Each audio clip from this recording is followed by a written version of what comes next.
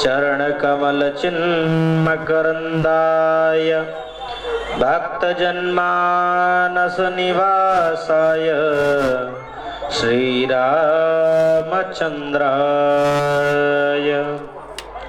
वंशी विभूषितकरान् नवनीरदाभ पीताम्बरादरुणबिम्बफलाधरोष्ठात् पूर्णेन्दुसुन्दरमुखात् अरविन्दनेत्रात् कृष्णात् परं किमपि तत्त्वमहं न जाने। नामापि ते च मधुरं मधुरं स्वरूपं कर्मापि ते च मधुरं मधुरा स्मृतिश्च। बुद्धिं प्रबोधय प्रभो मधुबोधशक्तिं विद्यां प्रयच्छ परमां परिभावयामि। दुर्गे स्मृता हरसि भीतिमशेषजन्तो स्वस्थै स्मृता मतिमतीव शुभां ददासि। दारिद्र्यदुःखभयहारिणिका त्वदन्या सर्वोपकारकरणाय सदार्धचित्ता। उत्कलेनाभिदेशस्तु विरजाक्षेत्रमुच्यते विमला समहादेवी जगन्नाथतस्थु भैरवः। मन्नाथ श्री जगन्नाथ मद्गुरुः श्री जगद्गुरुः मदात्मा सर्वभूतात्मा तस्मै श्री गुरवे नमः।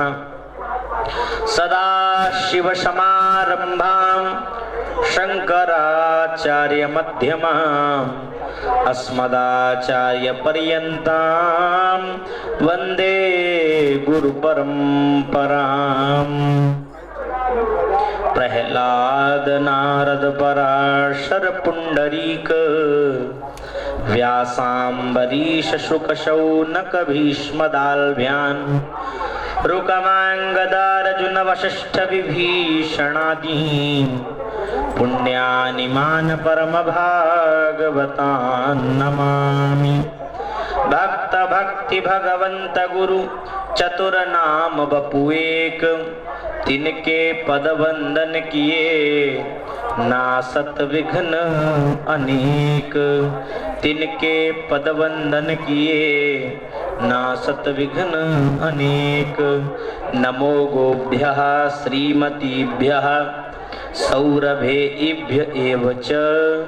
नमो ब्रह्मसुताभ्यश्च पवित्राभ्यो नमो नमः। मेरो मन माणिक गिरवी धर्यो श्री गिरिधर लाल के पास और प्रेम ब्याज इतनो बढ़्यो अब नहीं छूटन की आस। बोले श्रीमद् भागवत महापुराण की श्री सच्चंडी महायज्ञ की जय हो। परम मंगल में भगवत स्वरूप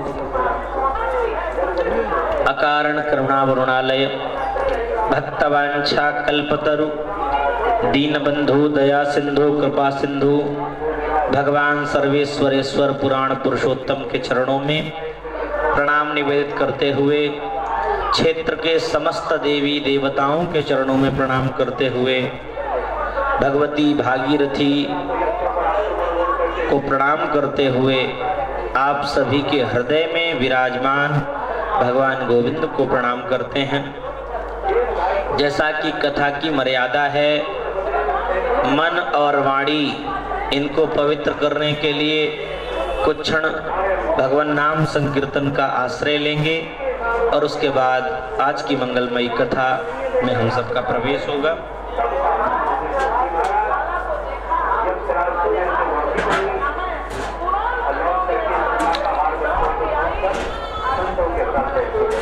मेरो राधा रमण गिरिधारी गिरिधारी श्याम बनवारी। मेरो राधा रमण गिरधारी, गिरधारी श्याम बनवारी। मेरो राधा रमण गिरधारी, गिरधारी श्याम बनवारी। मेरो राधा रमण गिरधारी, गिरधारी श्याम बनवारी। मेरो राधा रमण गिरधारी, मेरो राधा रमण गिरधारी। मेरो राधा रमण गिरधारी। मेरो राधा रमण गिरधारी। मेरो राधा रमण गिरधारी, गिरधारी श्याम बनवारी। मेरो राधा रमण गिरधारी, गिरधारी श्याम बनवारी। मेरो राधा रमण गिरधारी, मेरो राधा रमण गिरधारी। मेरो राधा रमण गिरधारी। मेरो राधा रमण गिरधारी। मेरो राधा रमण गिरधारी, गिरधारी श्याम बनवारी। मेरो राधा रमण गिरधारी, गिरधारी श्याम बनवारी। मेरो राधा रमण गिरधारी, गिरधारी श्याम बनवारी। मेरो राधा रमण गिरधारी, गिरधारी श्याम बनवारी। बोले श्री राधा रमण भगवान की जय हो। श्रीमद् भागवत महापुराण की जय हो। जय जय श्री राधे श्याम। सारे संसारे विषय विषसंगा कुलधियः क्षणार्धं क्षेमार्थं पिबत शुक गाथा तुलसुधाम। किमर्थं व्यर्थं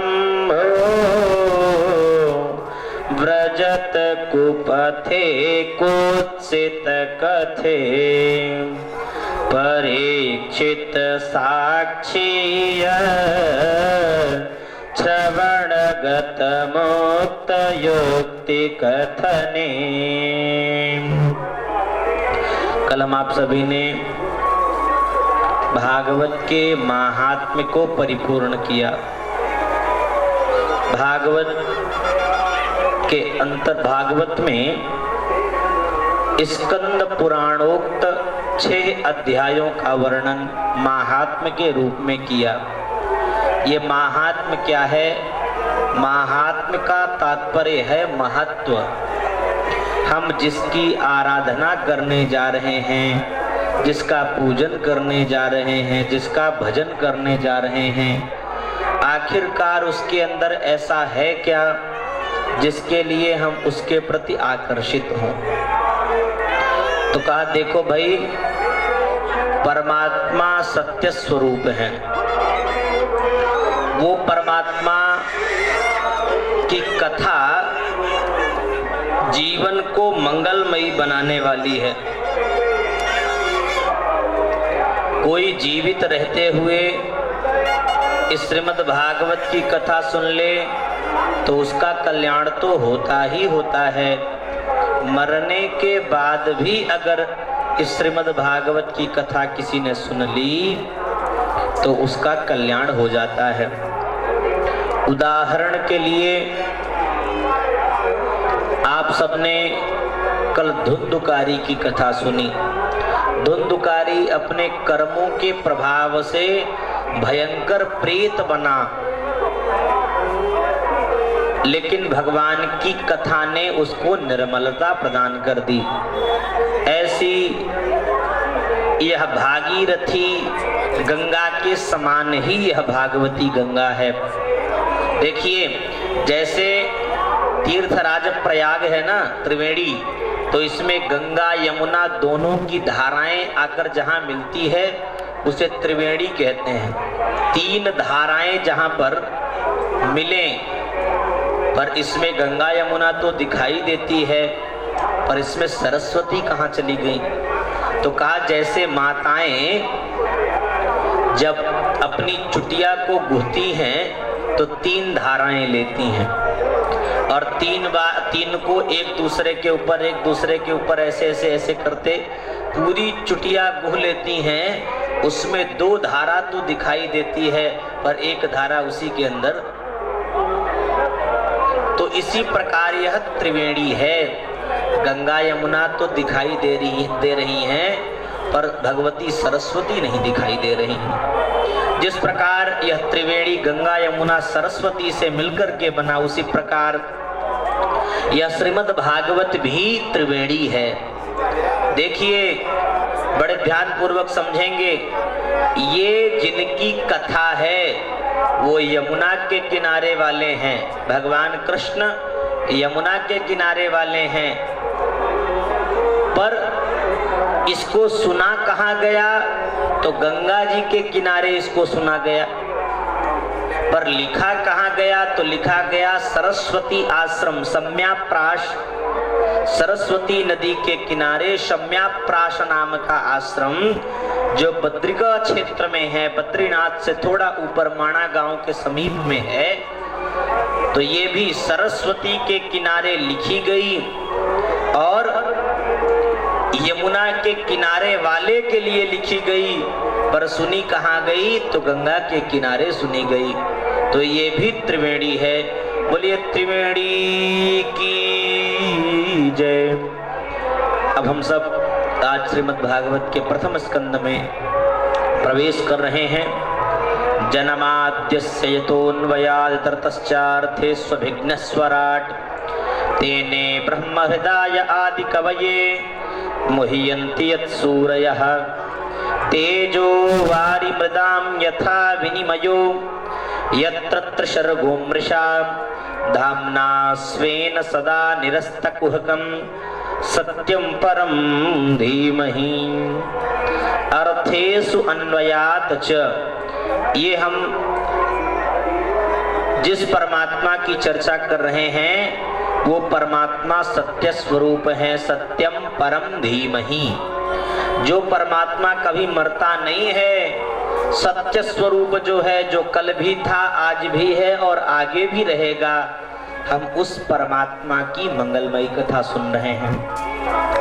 वो परमात्मा तीनों प्रकार के तापों को समाप्त करने में परम कुशल है।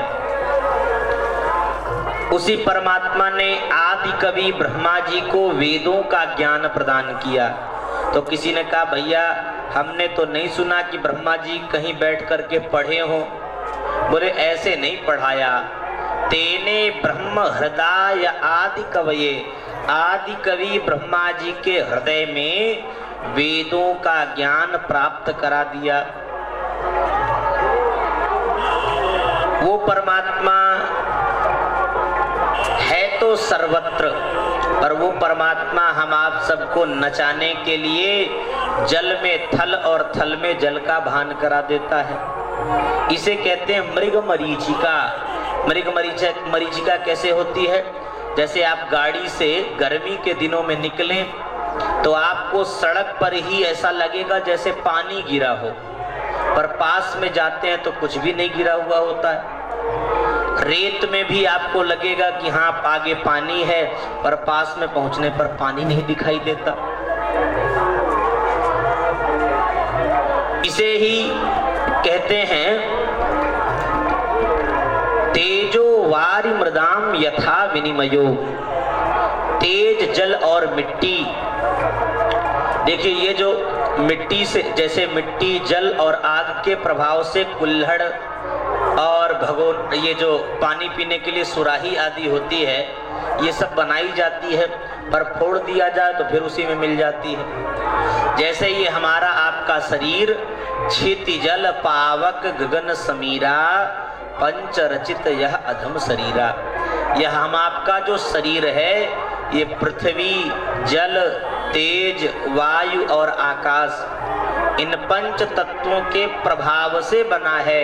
तो जब ये शरीर छूटता है तो आग अपना भाग ले लेती है, जल अपना भाग ले लेते हैं, वायु अपना भाग, पृथ्वी आकाश सब अपने अपने भाग को ले लेते हैं।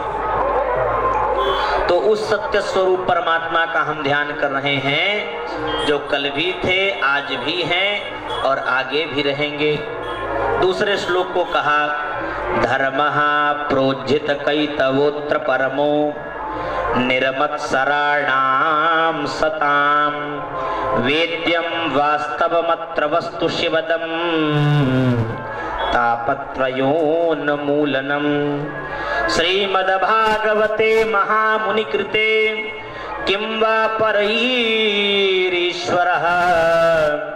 सत्यो हृद्यवरुध्यते कृतभिः शुश्रूषुभिः तत्क्षणात्। महामुनि श्री वेदव्यास जी के द्वारा निर्मित इस सुंदर भागवत में उस व्यक्ति को स्थान मिला जो निर्मत्सर हो। निर्मत्सर क्या है? देखिए, दो प्रकार के मच्छर होते हैं। एक बाहर से काटता है, ये जो छोटे छोटे, तो ये काटे तो आजकल मच्छरदानी बन गई, मोर्टीन और क्या क्या तामझाम, तो उससे बाहरी मच्छर तो बच जाते हैं, पर आंतरिक ये जो मच्छर है, ये मच्छर बड़ा खतरनाक है। हमने परसों भी बताया कि ये मच्छर जो है इतना खतरनाक है कि संत भी, पहले ये होता था शंकराचार्यों का चयन स्वयं शंकराचार्य ही करते थे, वेदज्ञ महापुरुष समक्ष होते थे, पर आज शंकराचार्य का चयन कोर्ट कर रही है। संतों का चयन भी कोर्ट, थोड़ी थोड़ी सी जमीन के विवाद के लिए जो संत अपने घर द्वार परिवार का जो त्याग करके चले आए, जिन्होंने अपना पिंडदान तक कर दिया, वो थोड़ी थोड़ी सी जमीन के विवाद के लिए कोर्ट में पहुंचे होते हैं। कंचन तजना सहज है, सहज त्रिया का नेह, और मान बड़ाई ईर्ष्या दुर्लभ तजना देह। सज्जनों, मान बड़ाई के लिए संत के लिए तो कहा है कि संत को कोई प्रेम पूर्वक खीर मालपुआ ये सब खिला दे तो आनंद पूर्वक स्वीकार करते हैं, और ना भी मिले तो उन्हें कोई समस्या थोड़ी नहीं है। सूखी रोटी भी भगवान को भोग लगाकर पा लेते हैं। कोई आने पर स्वागत कर दिया तब भी प्रसन्न बहुत नहीं हुए, और जाते समय किसी ने धक्के मारकर बाहर कर दिया तो कोई दुख भी नहीं हुआ। अरे भाई, जब हमको यह ज्ञान हो गया यह शरीर हमारा नहीं है, तो फिर शरीर के नाते शरीर का व्यवहार वो हमारा कैसे हो सकता है? पर सज्जनों, आज हमारे अंदर वो मत्सर विद्यमान है, जिसके प्रभाव से हमें लगता है हमारे सामने वाला, हमारा पड़ोसी हमसे ज्यादा उत्कर्षशील कैसे हो गया, ये हमसे ज्यादा पैसे वाला कैसे हो गया, हमसे ज्यादा गाड़ी वाला कैसे हो गया। तो मान बड़ाई ईर्ष्या दुर्लभ तजना देह। सज्जनों, यह शरीर बहुत दुर्लभ, मनुष्य शरीर को सबसे दुर्लभ बताया है। देखिए, कहीं हम लोगों को कुत्ते बिल्ली कीट पतंग वृक्ष पत्थर मिट्टी बना दिए होते तो कोई हमारा कार्य होता? कभी नहीं होता। आज आप कहां से, हम कहां से चल करके इस तीर्थ राज प्रयाग में आए हैं, तो मनुष्य शरीर है इसीलिए तो आए गए। बड़े भाग मानुष तन पावा, सुर दुर्लभ सब ग्रंथ ही गावा। साधन धाम मोक्ष कर द्वारा, पाई न जेहि परलोक संवारा। सज्जनों, कल्याण के लिए यही एकमात्र ऐसी योनि है जहां पर आपको मोक्ष प्राप्त हो सकता है। भगवान की मंगलमयी कथा सुनिए, भगवान के चरणों की सेवा करिए और तीर्थों में खूब भ्रमण करिए। इतना सुंदर शरीर प्राप्त हुआ। कल या परसों कोई सज्जन आए, अपनी भावना व्यक्त कर रहे थे, महाराज जी हम मांस खाते हैं पर हमारी आस्था भी है।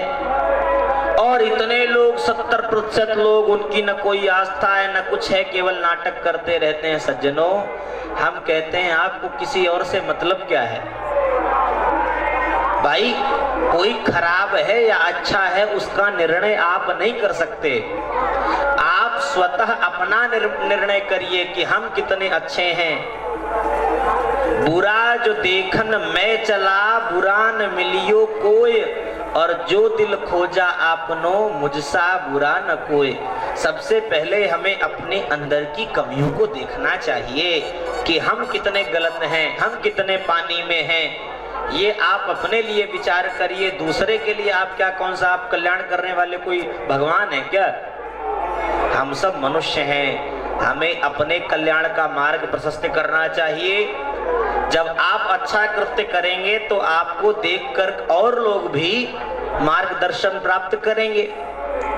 तो हम सब जिनकी कथा सुन रहे हैं, वो जो निर्मत्सर हो जाता है वही व्यक्ति इस कथा को सुन सकता है।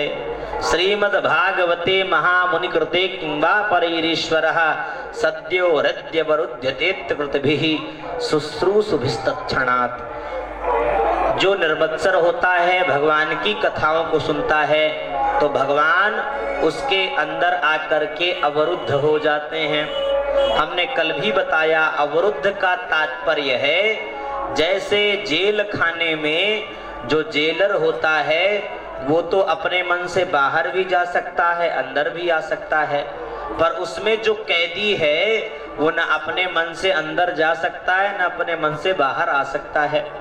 इसी को कहते हैं अवरुद्ध हो जाना, अपने मन से न जा सको न अपने मन से आ सको। तो परमात्मा भी हमारे हृदय में आकर के अवरुद्ध हो जाते हैं। बोले वृंदावन बिहारी लाल की। परमात्मा की कथा शिवदम, शिव का तात्पर्य है कल्याण करना। यह भगवान की कथा परम कल्याणकारी है। फिर बताया, निगम कल्पतरोर्गलितं फलम शुक मुखाद मृत द्रव संयुतम पिबत भागवतम रसमालयम मुहुरहो रसिका भुवि भावुकाः। हे भावुकाः, हे रसिकाः, निगल कल्पतरोः फलम शुक मुखात अहो भुवि गलितम। यह देखिए शुक मुख विगलित कल्पतरु है यह श्रीमद् भागवत। इसे श्री सुखदेव जी महाराज ने हम आप सबके कल्याण के लिए परोसा है। निगम का अर्थ है वेद, वेद रूपी कल्प वृक्ष का पका हुआ फल यह श्रीमद् भागवत है। यहाँ भी कहा, दो लोगों को आवाज लगाई, अहो रसिकाः अहो भावुकाः, अरे रसिकों अरे भावुकों आओ, हमने तुम्हारे लिए यह श्रीमद् भागवत रूपी रसायन तैयार किया है। किसी ने प्रश्न किया, भैया कि क्या रसिक और भावुक यही दोनों इसका पान कर सकते हैं क्या? बोले नहीं नहीं, ये तो सभी के लिए बना है, जो आवे सो प्रेम पूर्वक पावे। पर सज्जनों, पानी का महत्व प्यासा ही जानता है। जिसको प्यास लगी है वही पानी के महत्व को समझेगा। मान लो किसी को प्यास ना हो और खूब आप लिए दरवाजे पर खड़े रहो, आओ आओ बाबूजी पानी पी लो पानी पी लो। अब बाबूजी को प्यास नहीं, सो गाड़ी झाड़ से उड़ाते हुए निकाल ले जाएंगे। वो पानी नहीं पिएंगे, देखेंगे तो खूब पर पानी नहीं पिएंगे।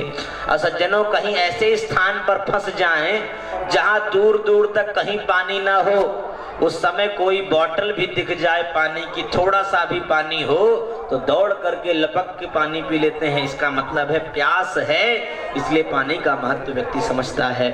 तो जो कथा रसिक हैं, भावुक हैं, वो आवे, उनके लिए यह श्रीमद् भागवत रूपी अमृत तैयार किया गया है। नैमिषारण्य की पावन भूमि, जहां पर 88,000 ऋषि हजारों वर्ष के सत्र के लिए एकत्रित हुए हैं। देखिए, ये जो तीर्थ आदि होते हैं, इनकी भी अपनी रिश्तेदारियां हैं। कोई इसमें दूल्हा है, कोई दुल्हन है, कोई राजा है, कोई मंत्री है, कोई गुरु है। जैसे तीर्थों के गुरु हैं पुष्कर राज, तीर्थों के राजा हैं तीर्थ राजा प्रयाग, और तीर्थों के दूल्हा हम कह दें वर, वर कहते हैं श्रेष्ठ को। तीर्थों के जो वर हैं वो है नैमिषारण्य। तीर्थवर नैमिष विख्याता, अति पुनीत साधक सुखदाता। साधकों के लिए परम पुण्यमयी भूमि है नैमिषारण्य। मनु शतरूपा ने नैमिषारण्य में ही तपस्या करके भगवान श्री राम को प्राप्त किया। नैमिषारण्य में ही 88,000 ऋषि बैठे। इनके पूर्व में राम जी ने जो यज्ञ किया था वह भी नैमिषारण्य में ही किया। तो परम पुण्यमयी भूमि है। तीर्थों में वर, वर यानी श्रेष्ठ, तीर्थों में श्रेष्ठ है नैमिषारण्य। 88,000 ऋषि विद्यमान हैं। और आज सबने सौनक जी महाराज को आगे किया। सूत जी महाराज व्यासपीठ पर विद्यमान हैं। तो आज प्रश्न किया महाराज, पुंसाम एकांततः श्रेयस्तन्नः संशितुमर्हति। महाराज, मनुष्य की आयु बहुत कम है, आयु भी कम है और बुद्धि भी नहीं है। तो आप ये बताइए उनका कल्याण कैसे होगा? शास्त्र अनेक हैं, समय कम है, तो समस्त शास्त्रों का सार क्या है ये बताने की कृपा करें महाराज। बड़ा सुंदर प्रश्न किया है। श्री सूत जी महाराज ने कहा, देखो भाई, ये गुरुमुख वाली कथाएं हैं, तो सबसे पहले गुरु का स्मरण कर लें। बोले श्री सद्गुरुदेव भगवान की जय हो। आइए एक गुरु का भजन श्रवण करेंगे और उसके बाद आगे कथा। गुरु वचनों को रखना संभाल के, एक एक वचन में गहरा राज है। जिसने जानी है महिमा गुरु की, उसका डूबा कभी ना जाज है। गुरु वचनों को रखना संभाल के, एक एक वचन में गहरा राज है। जिसने जानी है महिमा गुरु की, उसका डूबा कभी ना जाज है। दीप जले और अंधेरा मिटे ना, ऐसा कभी नहीं हो सकता। दीप जले और अंधेरा मिटे ना, ऐसा कभी नहीं हो सकता। ज्ञान सुने और विवेक न जागे, ऐसा कभी नहीं हो सकता। ज्ञान सुने और विवेक न जागे, ऐसा कभी नहीं हो सकता। जिसकी रोशनी से रोशन जहान है, वो फरिश्ता बड़ा ही महान है। जिसने जानी है महिमा गुरु की, उसका डूबा कभी ना जहाज है।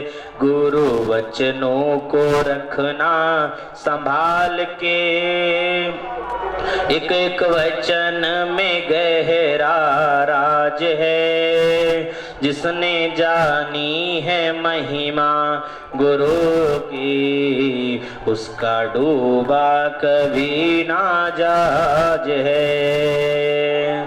बीज पड़े और अंकुर न फूटे, ऐसा कभी नहीं हो सकता। बीज पड़े और अंकुर न फूटे, ऐसा कभी नहीं हो सकता। कर्म करे और फल ना भोगे, ऐसा कभी नहीं हो सकता। कर्म करे और फल ना भोगे, ऐसा कभी नहीं हो सकता। सब करने को तू होशियार है, फल भोगने को तू लाचार है। जिसने जानी है महिमा गुरु की, उसका डूबा कभी ना जहाज है। गुरु वचनों को रखना संभाल के, एक एक वचन में गहरा राज है। जिसने जानी है महिमा गुरु की, उसका डूबा कभी ना जहाज है। बोले श्री सद्गुरुदेव भगवान की जय हो। श्री शौनक जी महाराज ने 6 प्रश्न किए। किम श्रेयः शास्त्र सारः कः, स्वावतार प्रयोजनम, किं कर्म केवताराश्च, धर्मः कं शरणं गतः। सबसे पहला, प्राणियों का परम कल्याण क्या है, शास्त्रों का सार क्या है, भगवान के अवतार का प्रयोजन क्या है, भगवान का कर्म क्या है, उनके कितने अवतार हुए, और जब भगवान इस धराधाम को छोड़ करके अपने वैकुंठ को जाते हैं तो धर्म किसकी शरण में जाता है, धर्मः कं शरणं गतः। तो सुखदेव जी महाराज का ध्यान किया, भैया यम प्रव्रजन्तमनुपेतमपेत कृत्यम, द्वैपायनो विरह कातर आजुहाव, पुत्रेति तन्मयतया तरवोभिनेदुः, तं सर्वभूतहृदयं मुनिमानतोऽस्मि। सुखदेव जी की वंदना करते हुए कहा, जिनका उपनयन आदि संस्कार भी नहीं हुआ। ये उपनयन क्या है? उपसर्ग पूर्वक नी धातु से ल्यू प्रत्यय होता है। उप का अर्थ है आचार्य के समीप बालक अध्ययन करने के लिए जाता है, इसी को उपनयन कहते हैं। उपनयन यज्ञोपवीत संस्कार है। यज्ञ अग्रे उपवीत, इस उपवीत को धारण करने के बाद जो यज्ञ आदि में उपयुक्त हो सकते हैं, इसी को यज्ञोपवीत कहते हैं। यज्ञोपवीत हुए बिना पुरुष, ब्राह्मण, क्षत्रिय, वैश्य इन सब का कभी उद्धार नहीं होता यदि ये यज्ञोपवीत न करावें। इनका यज्ञोपवीत संस्कार देखिए, एक माँ के गर्भ से जन्म होता है और दूसरा संस्कारों से जन्म होता है। तो इसलिए उपनयन संस्कार बालकों का अवश्य कराना चाहिए। उपनयन संस्कार में 3 यज्ञ होते हैं। सबसे पहले यज्ञोपवीत, दूसरा वेदारंभ और तीसरा समावर्तन। ये तीनों संस्कारों को अवश्य पूर्ण करना चाहिए। तो श्री सुखदेव जी महाराज जो वेद व्यास जी के पुत्र हैं, तो ये जन्म लेते ही बाबा बनने चले गए, सन्यास के लिए जाने लग गए। अब कौन ऐसा होगा जिसके पास खूब यजमानी हो, क्या वो नहीं चाहेगा कि हमारा बच्चा हमारी यजमानी को संभाले? यजमानी का तात्पर्य क्या है? जैसे एक बनिया का जो कार्य है, बड़ा बिजनेस है, वो चाहेगा कि हमारे बिजनेस को हमारा बालक ही संभाले।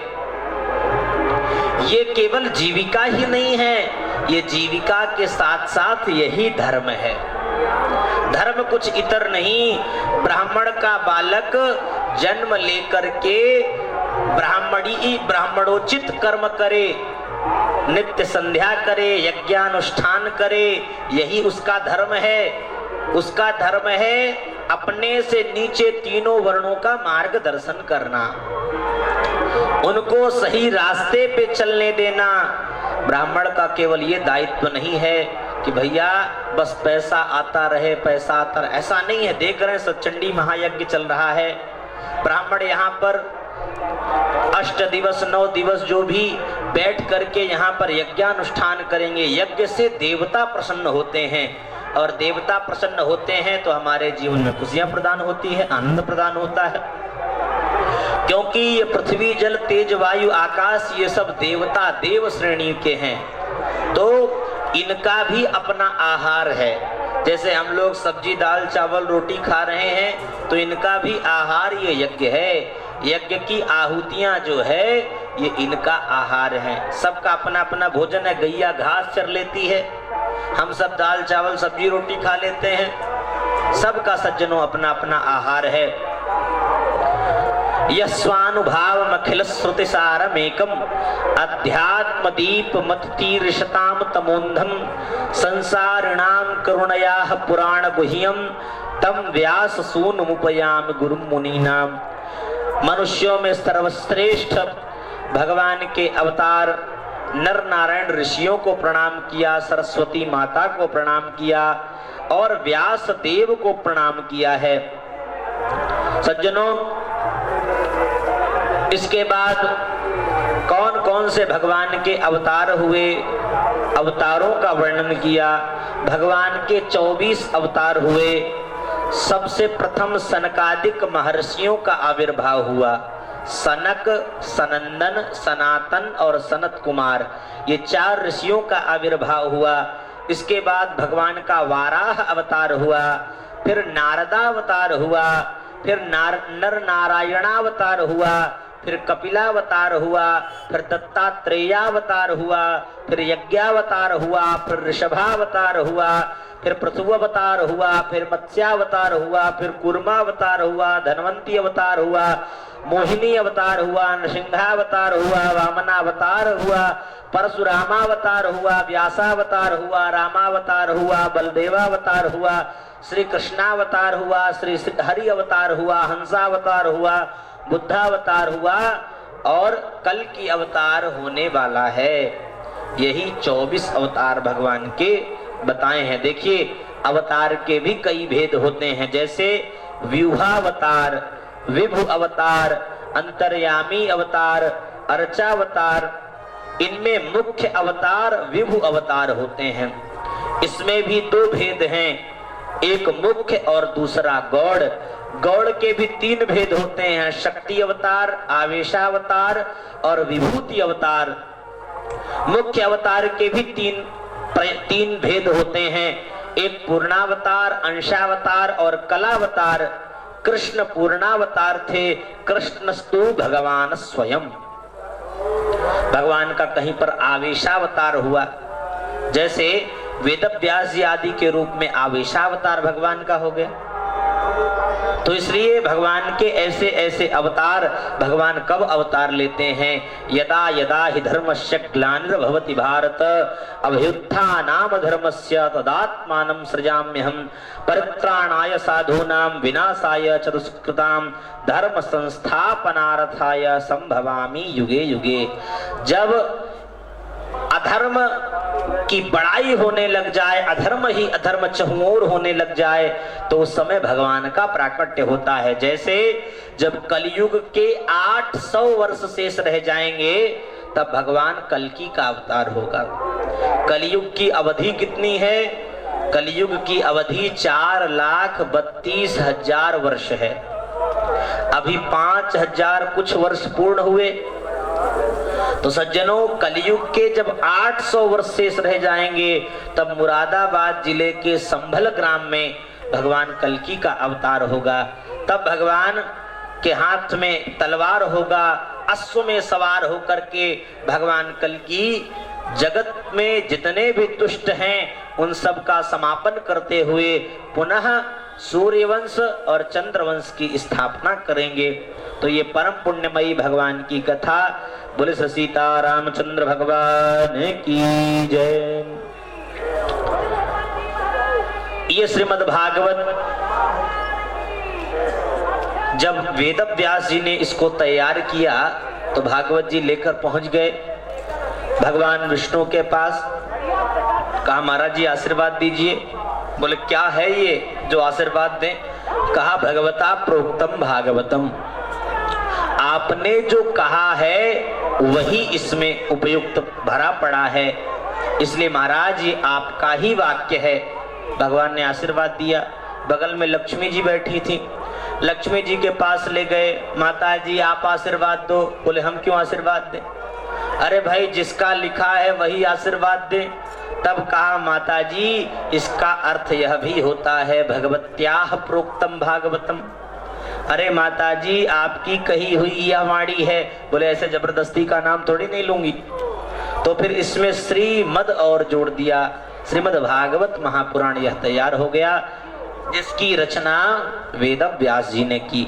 वेद व्यास जी ने रचना की और इसके बाद उन्होंने श्री सुखदेव जी को इसको सुनाया और सुखदेव जी ने कालांतर में परीक्षित को सुना दिया। किसी ने प्रश्न कर दिया महाराज आखिर वेद व्यास जी को इसकी रचना करने की आवश्यकता क्यों पड़ी? तो कहा सुनो, भगवान के कलावतार श्री वेद व्यास जी का प्रादुर्भाव हुआ पाराशर्य पुत्र के रूप में। इनका जन्म हुआ तो ये त्रिकालज्ञ थे, ये भूत भविष्य वर्तमान सब कुछ जानने वाले थे। तो इन्होंने जब कलयुग को देखा तो बेचारे दुखी हो गए। कलयुग की ऐसी स्थिति होगी, मनुष्य दुर्बुद्धि युक्त होगा, तो उसके पास जब बुद्धि नहीं होगी तो वो पढ़ेगा क्या, सुनेगा क्या, ना आस्था होगी ना व्यवहार होगा। तो क्या करें, कैसे उनका कल्याण होगा? तो उन्होंने 16 पुराण की रचना कर दी। लोग कहते हैं 18 पुराण किया, पर एक उनके पिताजी का जो पुराण था विष्णु महापुराण, वो भी क्योंकि पिता की संपत्ति पुत्र की ही होती है, इसलिए 17 पुराणों की इन्होंने रचना कर दी। 1 लाख श्लोकों का महाभारत तैयार कर दिया। वेदों के 4 विभाग कर दिए। सज्जनों ये बात समझ लेना, आजकल हम सब साहित्य या जो भी विषय हो उसमें हम कभी प्रश्न आ जाए कि वेदों की रचना किसने की, तो लिख देते हैं वेद व्यास जी ने वेदों की रचना की। पर वेद व्यास जी ने वेदों की रचना नहीं की। वेदों की रचना कोई नहीं करता, जो भगवान है वही वेद है। वेद कुछ इतर नहीं है। जैसे भगवत साक्षात्कार हमको होता है, वैसे ही वेद का साक्षात्कार होता है। वेद प्रकट हैं, वेद को किसी ने लिखा नहीं है। तो वेद व्यास जी ने इनके 4 विभाग कर दिए, ऋग्वेद, यजुर्वेद, सामवेद, अथर्ववेद।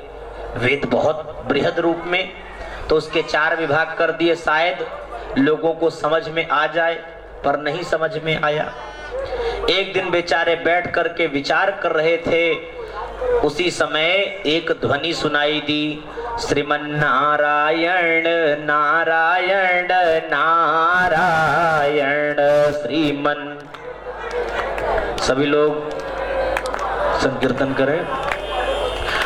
श्रीमन्नारायण नारायण नारायण श्रीमन्नारायण नारायण नारायण श्रीमन्नारायण नारायण नारायण श्रीमन्नारायण नारायण नारायण श्रीमन्नारायण नारायण नारायण श्रीमन्नारायण नारायण नारायण भजमन नारायण नारायण नारायण भजमन नारायण नारायण नारायण श्रीमन्नारायण नारायण नारायण श्रीमन्नारायण नारायण नारायण। बोले श्रीमन्नारायण भगवान की जय हो। प्रथम स्कंध में 3 प्रकरण हैं। पहला सूत सौनक संवाद है, दूसरा नारद और व्यास संवाद है और तीसरा शुक परीक्षित संवाद है। अब ये दुखी थे, उसी समय नारद जी महाराज आ गए। नारद जी आए तो वेद व्यास जी ने उनका स्वागत किया। पूजयामास विधिवन नारदम सुर पूजितम। विधिवत नारद जी महाराज का पूजन किया है। नारद जी ने प्रश्न किया, महाराज आप ये बताइए आपका मुख इतना दुखी क्यों दिखाई दे रहा है, क्या कारण है?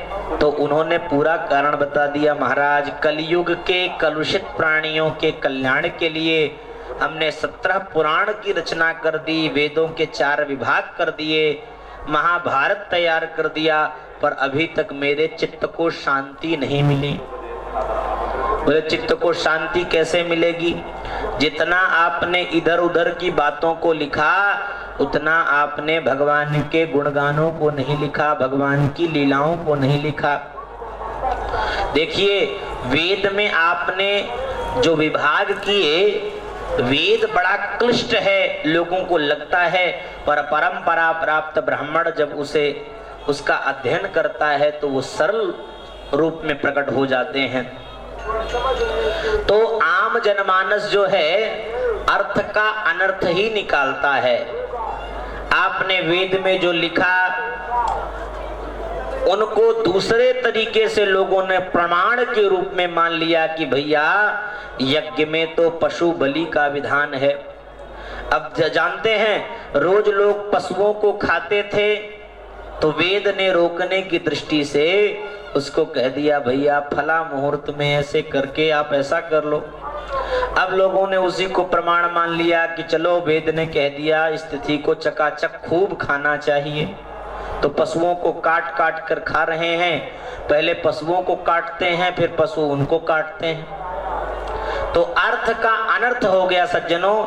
जैसे एक विद्यालय में बहुत सारे विद्यार्थी रहते थे, उसमें एक बालक जो है बीड़ी पीता था। अब बीड़ी पीता था, बाकी बालकों ने गुरुजी से शिकायत कर दी, गुरुजी वो जो बालक है वो बीड़ी पीता है। गुरुजी ने बुलाया, क्यों रे बीड़ी पीता है? हाँ गुरुजी बीड़ी पीता हूँ, छोड़ना भी चाहता हूँ पर छूटती ही नहीं। गुरुजी ने सोचा भैया कम से कम इसने ये तो मान लिया कि मैं पीता हूँ, छोड़ना चाहता हूँ पर छूटती नहीं। नहीं तो आजकल व्यक्ति चोरी किया हुआ व्यक्ति वो कभी ये नहीं कहेगा हमने ये चुराया है। मदिरा पान किया हुआ व्यक्ति आप उससे कह दीजिए आपने मदिरा पान किया, बोले नहीं मैं नहीं पिया हूँ, तो कम से कम इसने ये बात तो मान ली। गुरुजी ने कहा बालक एक काम कर, तू ऐसे नहीं छूटेगी, तो सप्ताह में एक दिन तू बीड़ी पीना शुरू कर दे। सप्ताह के एक दिन बीड़ी पी लिया कर रविवार के दिन, और उसके बाद धीरे धीरे अगला महीना जब आएगा तो एक महीने में एक दिन पीना, फिर धीरे धीरे स्वतः ही छूट जाएगी। उसने कहा ठीक है गुरुजी। अब अगले रविवार गुरुजी चले गए कहीं बाहर, तो वो बीड़ी लेकर के विद्यालय के कैंपस में घूम घूम कर बीड़ी पीने लग गया। बाकी बालक आ गए, क्यों रे गुरुजी गए क्या, तू खुलकर के बीड़ी पीने लग गया? बोले मित्रों, तुम लोगों ने उस दिन शिकायत की थी, पर गुरुजी ने हमसे एकांत में ये बात कही कि देखो बालक, रविवार को बीड़ी पीने से स्वास्थ्य ठीक रहता है, सारी बीमारियां भाग जाती हैं। तो हम इसीलिए रविवार को बीड़ी पी रहे हैं। बाकी बालकों ने कहा, अरे तू झूठ बोल रहा है। अरे तुम्हारी कसम झूठ नहीं बोल रहा हूं, गुरुजी ने ही कहा है। अच्छा गुरुजी ने कहा है तो हम भी बीड़ी पिएंगे। अब सज्जनों, जो एक बीड़ी पीता था अब उसको तो प्रमाण मिल गया रविवार के लिए, तो वो घूम घूम करके सभी को बीड़ी पिलाने लग गया। इसलिए आजकल अर्थ का अनर्थ करने वाले बहुत से लोग आ गए हैं। तो सुनो, भगवान के नाम का प्रभाव क्या है, भगवान की लीलाओं का गुण का प्रभाव क्या है, मैं तुमको बताता हूं। मैं पूर्व जन्म में दासी का पुत्र था। भगवान का प्रभाव, भगवान की लीलाओं का प्रभाव, बीते हुए कल का दासी पुत्र आज ब्रह्मा पुत्र नारद के रूप में दिख रहा है। वेदव्यास जी ने कहा, थोड़ा विस्तार पूर्वक महाराज अपनी बात बताइए। तो कहा, देखो भाई, हमने जैसा बताया, वेदवादी ब्राह्मणों के यहाँ हमारी माताजी दासी थी, सेवा करती थी, हम भी उनके साथ जाते। एक बार चातुर्मास्य का काल आया, बहुत सारे संत आए और संत चातुर्मास्य में वही निवास करते थे।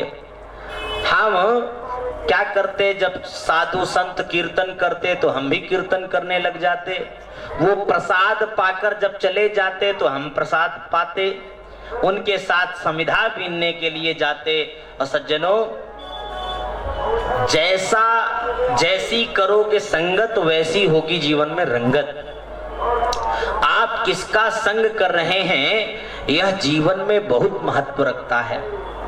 जैसे आप लोगों ने देखा होगा, नाली में एक कीड़ा रहता है, ऐसे ऐसे करके छोटा सा चलता है, श्वेत रंग का। एक बार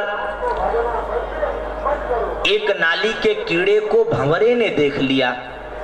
भंवरे ने देखा कि ये नाली में पड़ा रहता है। प्रश्न कर दिया, मित्र तुम कहीं घूमने के लिए नहीं जाना चाहते? तो कीड़े ने कहा, घूमना तो चाहता हूं, पर घूमूं कैसे, मैं तो बाहर आ नहीं सकता। तो कहा, चिंता मत करो मित्र, कल मैं प्रातः काल आऊंगा और तुम्हें अपनी पीठ पर बैठा करके आकाश की सैर कराऊंगा।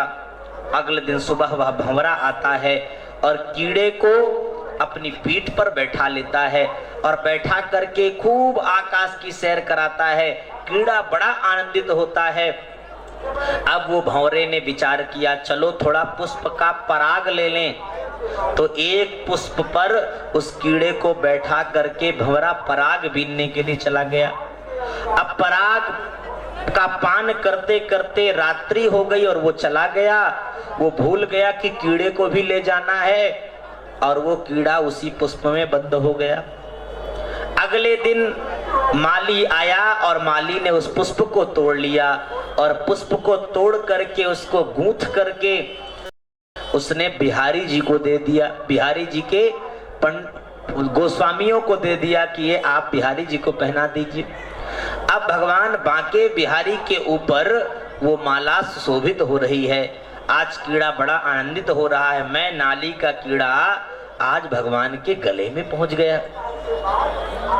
और आनंद की बात तो ये, सायंकालीन में गोस्वामी जी ने उस माला को उतारा और अगले दिन उसी माला को यमुना जी में प्रवाहित कर दिया। अब तो कीड़ा और आनंदित हो गया, मैं नाली का कीड़ा। पहले तो भगवान के शरीर को देखिए, पहली बात तो कोई भगवान का ही दर्शन नहीं प्राप्त कर पाता। अब भगवान का दर्शन प्राप्त कर भी ले तो चरणों को प्रणाम नहीं कर पाता। चरणों को कोई प्रणाम कर भी ले तो भगवान के ऊपरी भाग को कोई प्रणाम थोड़ी नहीं कर सकता। वो तो उसका अर्चक ही उनकी सेवा करता है। तो धन्य है मेरा मित्र जिसके प्रभाव से मैं नाली का कीड़ा आज भगवान के शरीर को स्पर्श कर पाया, और शरीर को स्पर्श करने के बाद मरने के बाद गंगा यमुना में प्रवाहित होता है व्यक्ति, तो मैं यमुना जी में प्रवाहित हो गया। तो इसलिए सज्जनों, जैसी आप संगत करेंगे वैसे ही जीवन में रंगत आएगी। नारद जी महाराज ने संतों का इतना संग किया कि उनका जो पूर्व जन्म का पाप था वो समाप्त हो गया, निर्मल हो गया मन। भगवान का खूब कीर्तन करते, खूब भजन करते। अब एक समय आया, चातुर्मास से पूर्ण होते ही संत सब अपने अपने क्षेत्र को जाने लग गए। अब जब संत अपने क्षेत्र को जाने लग गए तो हम भी उनके पीछे पीछे चले। संतों ने रोक दिया, देखो भाई, आप अपनी माँ के अकेले पुत्र हैं, आप मेरे साथ चले जाओगे तो आपकी माँ दुखी हो जाएगी। आप भगवान को ही प्राप्त करना चाहते हैं तो आपको मैं मंत्र दिए दे रहा हूँ, इसी मंत्र का जप करो, भगवान आपके ऊपर निश्चित ही कृपा करेंगे। अब संत चले गए, मैं वो संकीर्तन करता। मैंने सोचा मैं बड़ा हो गया हूँ आयु में, कहीं माँ मेरा विवाह ना कर दें, इसलिए क्या किया जाए। भगवत कृपा ऐसी हुई, मेरी माँ संध्या वेला में गाय का दूध निकालने के लिए जा रही थी और उसने ध्यान पूर्वक देखा नहीं, सर्प के ऊपर उसने पैर रख दिया, सो सर्प ने मेरी माँ के पैर में काट लिया और मेरी माँ का प्राणांत हो गया। मैंने लौकिक मर्यादा अनुसार हमने पूर्ण मृत्यु पर्यंत जो संस्कार होते हैं हमने किया, और उसके बाद जिस दिशा की ओर साधु गए थे, संत गए थे, उसी दिशा की ओर मैं भी जाने लग गया।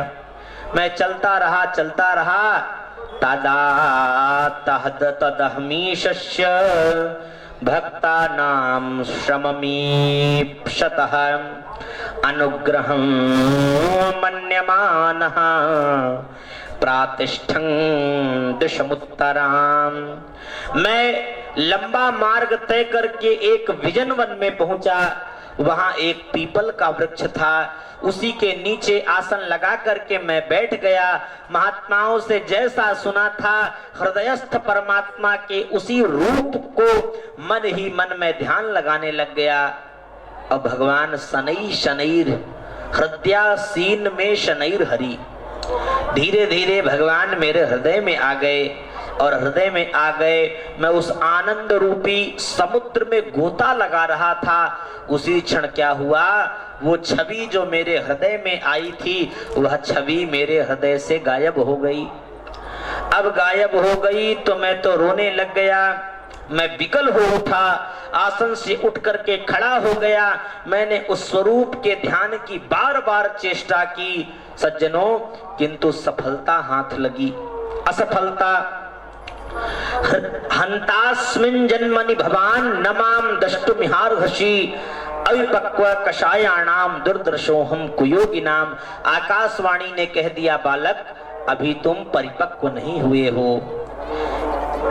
मैंने पूछा, मैं परिपक्व नहीं था तो आपने मुझे दर्शन क्यों दिया?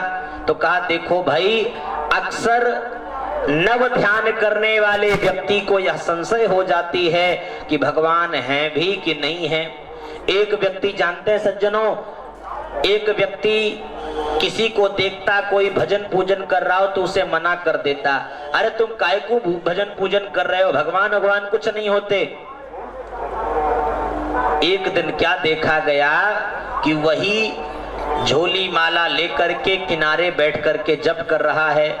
तो किसी ने उससे पूछा, क्यों रे, तू तो दुनिया को मना करता है कि नहीं जप तप नहीं करना चाहिए, पूजन भजन नहीं करना चाहिए, और तू ही पूजन भजन कर रहा है।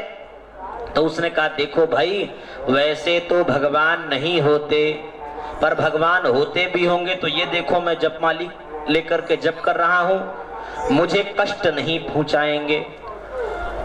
तो सज्जनों, नारद जी से आकाशवाणी ने कहा, तुम खूब पूजन भजन करो, ध्यान लगाओ, कालांतर में मेरी प्राप्ति तुम्हें अवश्य होगी। अभी कुछ समय बाद पूरा यह संसार जल ही जल हो जाएगा, उसके बाद तुम ब्रह्मा के पुत्र के रूप में अवतरित होगे। सज्जनों, पूरी पृथ्वी में जल ही जल हो गया और वास्तविक में कालांतर में ब्रह्मा जी के पुत्र के रूप में नारद जी महाराज का प्राकट्य हो गया। वही नारद जी महाराज भगवान नारायण की खूब महिमा को गाते तो भगवान नारायण प्रकट होकर के भगवान नारायण ने अपनी वीणा नारद जी को प्रदान कर दी। देवदत्ता मिमां वीणाम स्वर ब्रह्म विभूषिताम। स्वर ब्रह्म विभूषित भगवान नारायण की वीणा हमें मिल गई और उसी वीणा को लेकर के खूब मैं संकीर्तन करता हूँ। श्रीमन नारायण नारायण नारायण श्रीमन श्रीमन नारायण नारायण नारायण श्रीमन भजमन नारायण नारायण नारायण भजमन नारायण नारायण श्रीमन नारायण नारायण नारायण श्रीमन नारायण। बोले श्रीमन नारायण भगवान की जय। तो नारद जी ने वेद व्यास जी से कहा, वेद व्यास जी आप श्रीमद् भागवत ग्रंथ की रचना कीजिए, उसी से कलयुग के कलुषित प्राणियों का कल्याण होगा। श्री वेद व्यास जी महाराज ने सरस्वती नदी में स्नान किया और अपनी कुटिया में बैठ करके नारद जी के द्वारा दिए हुए चतुश्लोकी को ही 18,000 श्लोकों के रूप में परिणत कर दिया। इस श्रीमद् भागवत में 12 स्कंध हैं, 335 अध्याय हैं और 18,000 श्लोक हैं। वेद व्यास जी बोलते गए, श्री गणेश जी महाराज लिखते गए, बड़ा सुंदर यह श्रीमद् भागवत ग्रंथ प्रकट हो गया। वेद व्यास जी ने विचार किया, ये तो परमहंसों की संहिता है, तो इसे सबसे पहले किसी विरक्त को ही सुनानी चाहिए, किसी परमहंस को ही सुनानी चाहिए। ध्यान आया, मेरे पुत्र शुकदेव जैसा परमहंस और कौन हो सकता है। तो अपने शिष्य प्रशिष्यों को 2-4 श्लोक रटा दिए कि जाओ भैया इस श्लोकों को गुनगुनाते रहो। बरहा पीडम नटवर वपुः, भगवान के मंगलमय स्वरूप को गाते गाते वो बालक जा रहे थे।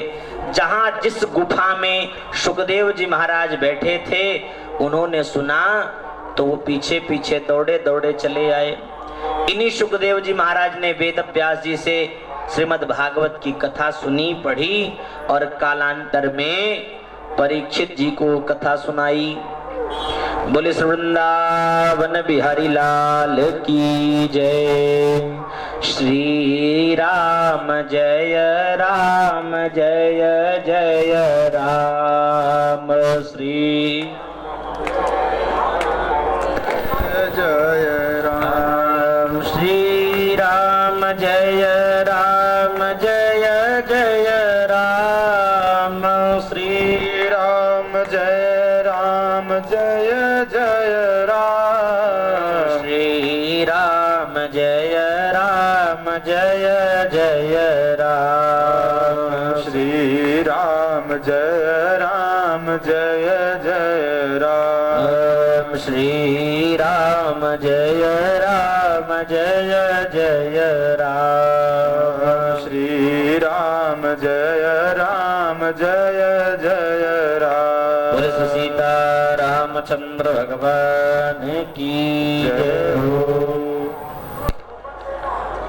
कथा सुनाई कि आखिरकार परीक्षित को कथा क्यों सुननी पड़ी। तब कहा सबसे पहले तुम महाभारत के अंत की कथा सुन लो। महाभारत का अंत होने लग गया। भीमसेन ने अपनी गदा से दुर्योधन के जंघे को तोड़ दिया। अधमरा छोड़ करके चले गए सब लोग। इधर अश्वत्थामा आया और अश्वत्थामा ने कहा, महाराज मैं आपकी क्या सेवा कर सकता हूं? दुर्योधन ने कहा, देखो मैं 100 भाई था, आज एक भी नहीं बचा, और मेरे शत्रु 5 भाई थे जिसमें से एक भी नहीं मरा। अगर मरते मरते मैं एक को भी मरा हुआ सुन लूं या देख लूं तो निश्चित ही मेरे आत्मा को शांति मिलेगी। अश्वत्थामा ने कहा, आप चिंता मत करिए, आप एक की बात कर रहे हैं, मैं 5 का सिर काट कर के लाऊंगा। अब मैं सज्जनों हमेशा कहता हूं, भगवान जिसको मारना चाहते हैं उसको मार ही देते हैं, और जिसको बचाना चाहते हैं भगवान उसको बचा ही लेते हैं। आज भगवान ने पांडवों को अपने साथ में लिया। पांडवों, ये तो अत्यंत आनंद की बात है, प्रसन्नता की बात है, तो चलो आज शिविर से बाहर कहीं चल करके इस आनंदानुभूति को प्राप्त करें। अश्वत्थामा काग उलूकन न्याय इस विधि से मारने के लिए आया है। भगवान 5 पांडवों को लेकर के बाहर चले गए और पांडवों के स्थान पर पांडव पुत्र विश्राम करने लग गए। लेटे हुए थे और लेटे हुए बालकों का सिर काट करके अश्वत्थामा लेकर के पहुंच गया। अब दुर्योधन ने जैसे ही सुना देखा तो आनंदित हो गया, तुमने तो बहुत बढ़िया कार्य किया। पर सज्जनों, जैसे ही सिर बाहर किया दुर्योधन ने पहचान लिया, ये पांडव नहीं हैं, ये तो पांडव पुत्र हैं। रोने लग गया दुर्योधन। यही हमारा सनातन धर्म है सज्जनों। दुर्योधन क्या भाव प्रकट कर रहा है, अरे मूर्ख अश्वत्थामा, मेरी शत्रुता तो पांडवों से थी, मेरी शत्रुता पांडव पुत्रों से नहीं थी, और तुमने इन नन्हे नन्हे बालकों को मार करके हमें तो जल देने वाला भी नहीं छोड़ा। और ऐसा कहते कहते दुर्योधन ने अपने प्राणों का त्याग कर दिया। सज्जनों, इधर माता द्रौपदी को जब सूचना मिली तो माता द्रौपदी तो रुदन करने लग गईं, रोने लग गईं। माता द्रौपदी रुदन कर रही हैं। अर्जुन को पता चला तो प्रतिज्ञा कर लिया, द्रौपदी तेरे पुत्र को मारने वाले उस धूर्त दुष्ट व्यक्ति का मैं तेरे सामने उसकी हत्या करूंगा, उसे मारूंगा, चिंता मत कर। और अर्जुन ने भगवान कृष्ण को साथ में लिया और रथ से चल पड़े। अश्वत्थामा को पता चल गया कि अर्जुन अब मुझे नहीं छोड़ेगा, तो अश्वत्थामा भागने लग गया। जब देखा और पास आ रहे हैं अर्जुन तो ब्रह्मास्त्र का प्रयोग कर दिया। अर्जुन घबरा गए, महाराज इसने तो ब्रह्मास्त्र का प्रयोग कर दिया, अब क्या करें? भगवान ने कहा तुम भी ब्रह्मास्त्र का प्रयोग करो। ब्रह्मास्त्र जैसे ही आपस में टकराने वाले थे, भगवान ने तुरंत अर्जुन को आदेश किया, अर्जुन इस ब्रह्मास्त्र के कोप को शांत कर दो। अर्जुन ने कोप को शांत किया है और अश्वत्थामा को बंदी बना लिया। भगवान ने कहा देखो, स्त्री को, पागल को और नन्हे नन्हे बालकों को कोई नहीं मारता, इसने तो सोते हुए बालकों को मारा है, इसलिए तुरंत इसको मार दो। अर्जुन ने कहा महाराज मैंने तो द्रौपदी के सामने प्रतिज्ञा की थी, मैं तो द्रौपदी के सामने ही इसको मारूंगा।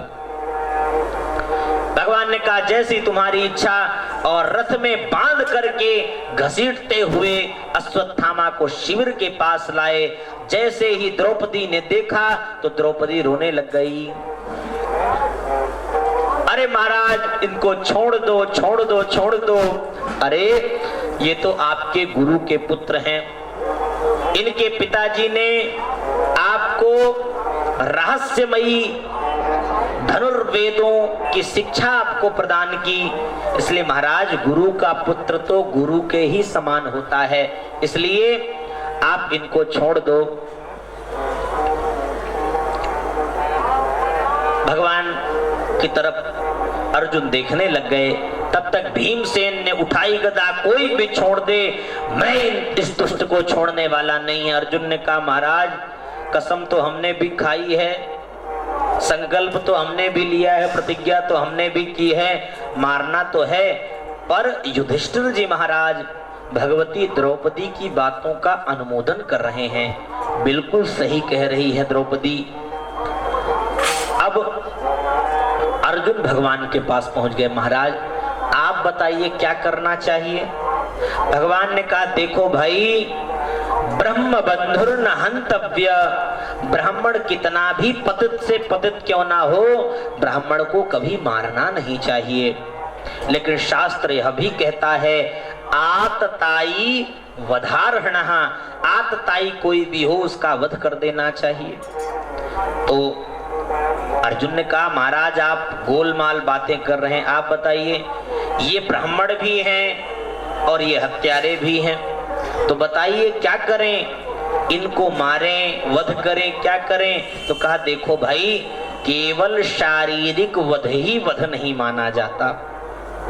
आप किसी के बेइज्जती कर दीजिए भरी सभा में, वो जितनी बार उस बात को याद करेगा उतनी बार मरेगा। ये जो गोली लगती है, गोली कोई मार दे तो गोली तो आप निकलवा लो डॉक्टर से, उसकी चोट उसका घाव धीरे धीरे समाप्त हो जाएगा। पर ये वाक्य रूपी गोली, वाक्य रूपी ये जो बाण है, ये जितनी बार व्यक्ति याद करता है उतनी बार मरता है। तो कहा क्या करें, तो कहा विद्रूप कर दो, इनका सिर मोड़ दो, इनकी चमकती हुई मणि को निकाल लो और इनको धक्का मार करके शिविर से बाहर कर दो। ऐसा ही अर्जुन ने किया है। जैसे ही दरवाजे के बाहर, शिविर के बाहर अश्वत्थामा पहुंचा, विचार करने लग गया आज के बाद इसके यहाँ जल देने वाला भी नहीं छोड़ूंगा। बालकों का संस्कार किया है इधर, और भगवान ने आज युधिष्ठिर आदि से कहा भैया अब बड़े दिन हो गए, हमको द्वारिका जाना है, इसलिए हमको आज्ञा दीजिए। महाराज तैयार हुए हैं द्वारिका जाने के लिए। सभी पांडवों के यहाँ जो भी सेविका सेवक हैं पुष्प लेकर के द्वार पर खड़े हैं और सभी भगवान श्री कृष्णचंद्र की जय जयकार कर रहे हैं। बोले द्वारकाधीश भगवान की, श्री राधा माधव भगवान की जय जयकार हो रहा है। एक चरण भगवान के रथ पर है और दूसरा चरण पृथ्वी पर है। प्रसन्न मुद्रा में भगवान सभी को शुभाशीर्वाद दे रहे हैं। उसी समय एक स्त्री विलाप करने लग गई, रोती रोती दौड़ी हुई आ रही है। पाहि पाहि महायोगिन देव देव जगतपते, नान्यं त्वदभयं पश्ये यत्र मृत्युः परस्परम। भगवती उत्तरा रोती हुई आ रही है। महाराज इस समय धधकता हुआ लोहे के बाण मेरी ओर दौड़ा हुआ चला आ रहा है। स्वामिन यह मुझे भले ही भस्म कर दे, किंतु मेरे गर्भ को ये नष्ट न कर दे। अभिद्रवती मामीश सरस्तप्ता यशो विभो, कामं दहतु मां नाथ, मामे गर्भो निपात्यताम। भगवत वत्सल भगवान ने उत्तरा की पूर्ण बातों को सुना है और अंगुष्ठ मात्र के भगवान बने हैं और गर्भ में प्रविष्ट होकर के उस ब्रह्मास्त्र को जो अश्वत्थामा ने छोड़ा था उसको समाप्त कर दिया। और भगवान तुरंत बाहर आए और उत्तरा से कहने लग गए, उत्तरा अब बताओ, अब सब ठीक है ना, कल्याण है? प्रसन्न हो गई उत्तरा। उत्तरा ने भगवान के चरणों में प्रणाम किया है। उसी समय भगवती कुंती आ गई और कुंती ने आकर के भगवान के चरणों में प्रणाम किया। भगवान ने कहा बुआ जी उल्टी गंगा मत बहाइए। अरे भतीजा बुआ जी के चरण छूता है या बुआ भतीजे के चरण छूती हैं? तुरंत कुंती मैया ने कहा शांत हो जाओ महाराज, यही तो आप जब बुआ बुआ कहने लग जाते हो तो हमारे सामने माया का पर्दा लग जाता है और हम आपको अपना भतीजा मानने लग जाती हैं। पर आपको बतावें, आप मेरे भतीजे नहीं हैं, आप परब्रह्म परमात्मा हैं। अरे लाक्षा भवन से आपने हमको बचा लिया, मेरे पुत्र भीम को विष युक्त लड्डू खिलाया गया, पर वो विष युक्त लड्डू भी बलशाली बना दिया उसने, ये आपकी ही तो कृपा थी। मेरे नन्हे नन्हे बालक पांडव, उनको मारने के लिए कितना कितना प्रयास किया गया, पर देखिए उनका बाल भी बाका नहीं हुआ, उनका कभी कोई कुछ बिगाड़ ही नहीं पाया। सज्जनों, बड़ी सुंदर बात माता कुंती ने कही। माता कुंती ने कहा, यदि आप महाराज जा ही रहे हैं तो जाते जाते आप मुझे दुख दे दीजिए। भगवान ने कहा, कैसी बात कर रही हैं आप, जल्दी जल्दी में सुख की जगह दुख तो नहीं बोल गई? बोले नहीं नहीं, मैंने बिल्कुल ध्यान से समझा, मैंने दुख ही मांगा है, क्योंकि महाराज जब तक हमारे जीवन में दुख था तब तक आप हमारे साथ में थे, और आज जैसे ही हमारे यहाँ सुख आया वैसे ही प्रभु आप हमको छोड़ करके जाने लग गए हैं। भगवान ने कहा, मैं अपने भक्त को दुख तो नहीं दे सकता। भगवान ने विचार किया, मेरा एक भक्त भी अभी मेरी प्रतीक्षा कर रहा है, तो चलो उसको भी तो दर्शन देना है। भीष्म पितामह को दर्शन देने के लिए भगवान रुक गए। एक दिन युधिष्ठिर जी को देखा मुख दुखी। युधिष्ठिर जी के पास पहुंचकर भगवान कृष्ण ने कहा, दादा आपको किस बात की समस्या है? युधिष्ठिर जी ने कहा, क्या बतावें अनुज, मैंने धन वैभव संपत्ति के लिए मैंने अपने परिवारजनों को समाप्त कर दिया, अपने चाचा ताऊ के बेटों को समाप्त कर दिया, अब बताओ मरने के बाद भी क्या इसे हम अपने साथ ले जाएंगे? भगवान ने खूब समझाया, दादा देखो ये क्षत्रियों का धर्म है, अगर कहीं अनर्थ हो रहा है, अनर्थ करने वाला उसका भाई ही क्यों ना हो, वो उसको समाप्त कर देता है। तो इसलिए दादा आपका धर्म है। लेकिन सज्जनों, कोई कितनी भी अच्छी बात कह रहा हो, यदि आयु में छोटा है तो लोग बात स्वीकार नहीं करते। भगवान आयु की दृष्टि से, जन्म की दृष्टि से छोटे लगते हैं, तो इसलिए युधिष्ठिर जी को अच्छी बात नहीं समझ में आ रही है। भगवान ने कहा, चलो भीष्म पितामह से इनको उपदेश दिलाया जाए। सज्जनों, भीष्म पितामह ऐसे महापुरुष हैं जो 58 दिनों तक सैकड़ों बाणों की सैया में लेटे रहे और उनको तनिक भी दुख नहीं हुआ। वो केवल और केवल प्रवचन ही करते रहे, कभी रोए नहीं। आज उन भीष्म पितामह के पास पांडव सहित भगवती द्रौपदी आदि के सहित भगवान पहुंचे हैं। भगवान पीछे खड़े थे। अर्जुन को देख करके भीष्म पितामह ने कहा, अरे अर्जुन तुम्हारा सारथी नहीं आया? तुरंत भगवान आ गए। हाँ दादाजी, आपने हमको याद किया? हाँ हमने याद किया। अरे केशव, आप बड़े दयालु हैं, कृपालु हैं। अर्जुन तुम ये बताओ, इनसे तुम्हारा रिश्ता क्या है? अर्जुन ने कहा, ये मेरे मामा के बेटे वासुदेव कृष्ण हैं। भीष्म पितामह ने कहा, धन्य है भगवान, भक्त उन्हें जो बनाना चाहता है भगवान वो बन जाते हैं। कभी सारथी बना लेते हो, कभी दूत बना लेते हो, कभी अपने मामा का बेटा बता देते हो, कभी गुरु बना करके गीता का ज्ञान प्राप्त कर लेते हो। भगवान से निवेदन किया है भीष्म पितामह ने कि महाराज एक आपसे और निवेदन है, जब तक मेरी मृत्यु न हो जाए, जब तक मैं अपने शरीर का त्याग ना कर दूं, तब तक आप यहीं पर खड़े रहें। भगवान ने सोचा, भैया इसको तो इच्छा मृत्यु का वरदान प्राप्त है, ये कहीं 200-400 वर्ष टिक गए तब तो लोग हमें कांच में बंद करके यहीं आरती पूजा करने लग जाएंगे। भगवान का थोड़ा मुख उतर गया। भीष्म पितामह ने कहा, केशव मैं ये लटका हुआ चेहरा नहीं देख सकता, न इसको देखने के लिए मैंने आपसे कहा। सदैव देवो भगवान प्रतीक्षताम कलेवरम यावदिदम हिनोम्यहम प्रसन्न हासा रुणलोचलोल्लसन मुखाम्बुजो ध्यान पथश्चतुर्भुजः। जैसे चतुर्भुज विष्णु के रूप में आप प्रसन्न हास आपका होता है, वो प्रसन्न हास रूप में आप यहाँ पर भगवान खड़े होइए।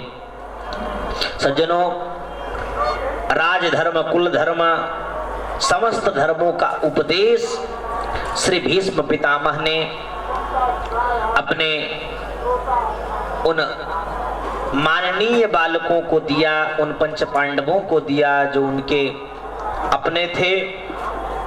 और इसके बाद परम मंगलमयी काल पुष्पिताग्रा छंद में भगवान को मंत्र पुष्पांजलि अर्पित की है भीष्म पितामह ने। और सज्जनों, हम आपका भी यह भाव होना चाहिए, जब हम आपका शरीर छूट रहा हो तो हम लोग कहाँ हो, कैसे हो, एक भजन के माध्यम से लोगों ने भाव प्रस्तुत किया। इतना तो करना स्वामी, जब प्राण तन से निकले, इतना तो करना स्वामी, जब प्राण तन से निकले। गोविंद नाम लेकर, गोविंद नाम लेकर, जब प्राण तन से निकले, इतना तो करना स्वामी, जब प्राण तन से निकले। श्री गंगा जी का तट हो, यमुना का वंशीवट हो, श्री गंगा जी का तट हो, श्री यमुना जी का तट हो। मेरा सांवरा निकट हो, मेरा सांवरा निकट हो, जब प्राण तन से निकले, इतना तो करना स्वामी, जब प्राण तन से निकले। एक भक्त की है अर्जी, खुद गर्ज की है गरजी। एक भक्त की है अर्जी, खुद गर्ज की है गरजी। आगे तुम्हारी मर्जी, आगे तुम्हारी मर्जी, जब प्राण तन से निकले, इतना तो करना स्वामी, जब प्राण तन से निकले। आना जरूर आना, राधे को साथ लाना। आना जरूर आना, राधे को साथ लाना।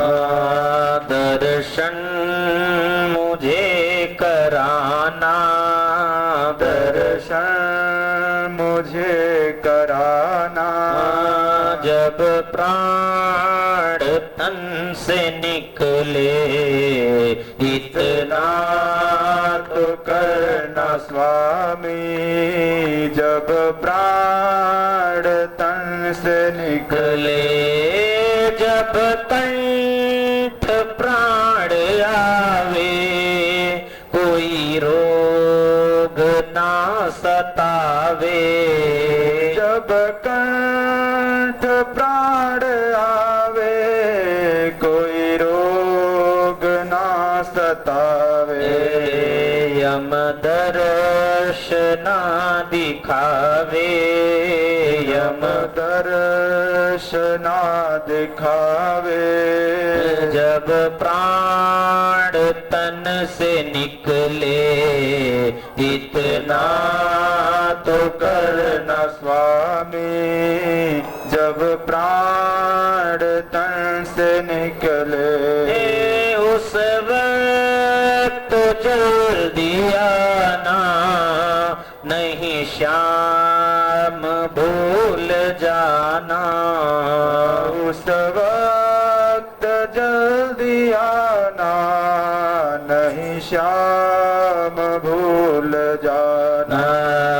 मुरली मधुर बजाना, मुरली मधुर बजाना, जब प्राण तन से निकले, इतना तो करना स्वामी, जब प्राण तन से निकले, इतना तो करना स्वामी, जब प्राण तन से निकले। इतना तो करना स्वामी, जब प्राण तन से निकले। बोले श्रीमन्नारायण भगवान की जय हो। श्री भीष्म पितामह जी ने देखा उत्तरायण काल हो गया है और उत्तराभिमुख भगवान कृष्ण सन्मुख विराजमान हैं। इससे उत्तम काल अब कोई और नहीं हो सकता, इसलिए अब इस शरीर का त्याग कर देना ही ठीक होगा। और शरीर का त्याग किया है सज्जनों। बोले श्री वृंदावन बिहारी लाल की जय। अब आज की कथा को यहीं पर विराम देंगे और कल पुनः हम सब समयानुसार भागवत की मंगलमयी कथा को सुनेंगे। तो आइए संकीर्तन करते हुए इसके बाद आरती करेंगे। श्रीमन्नारायण नारायण नारायण, श्रीमन्नारायण नारायण नारायण, श्रीमन्नारायण नारायण नारायण, श्रीमन्नारायण नारायण नारायण, श्रीमन्नारायण नारायण नारायण, श्रीमन्नारायण नारायण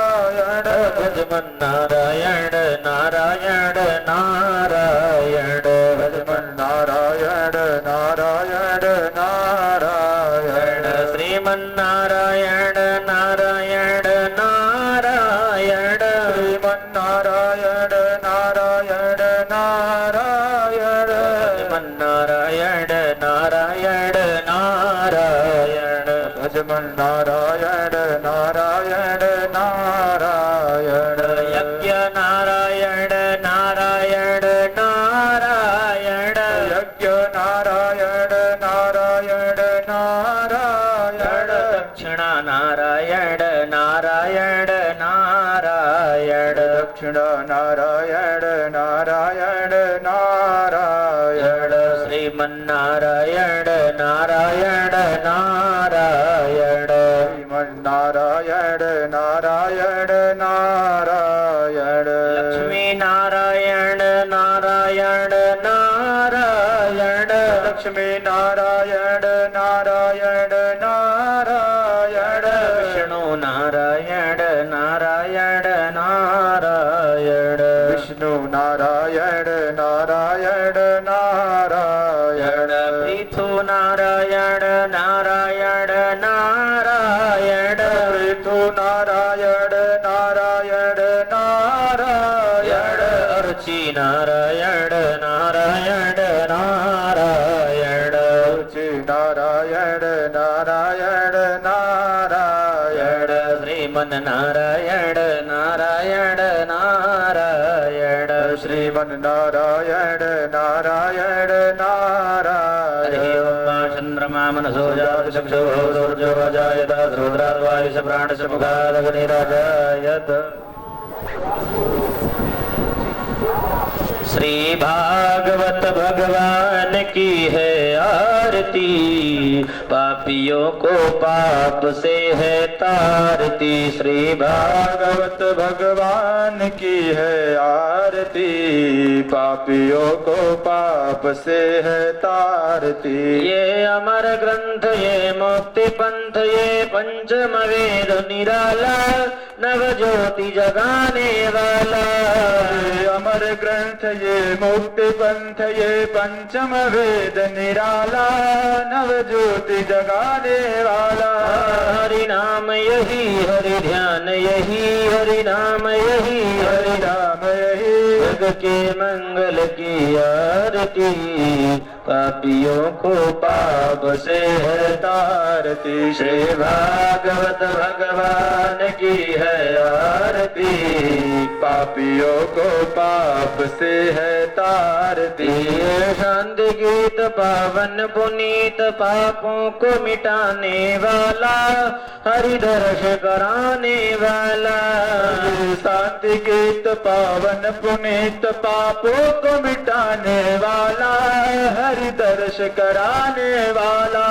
ये सुख करणी ये दुख हरणी, ये सुख करणी ये दुख हरणी, ये सुख करणी ये दुख हरणी, ये सुख करणी ये दुख हरणी। श्री मधुसूदन की आरती, पापियों को पाप से है तारती। श्री भागवत भगवान की है आरती, पापियों को पाप से है तारती। ये मधुर बोल जगपंथ खोल, सन्मार्ग बताने वाला, बिगड़ी को बनाने वाला। मधुर बोल जगपंथ खोल, सन्मार्ग बताने वाला, बिगड़ी को बनाने वाला। श्री राम यही घनश्याम यही, श्री राम यही घनश्याम यही प्रभु की महिमा की आरती, पापियों को पाप से है तारती। श्री भागवत भगवान की है आरती, पापियों को पाप से है तारती।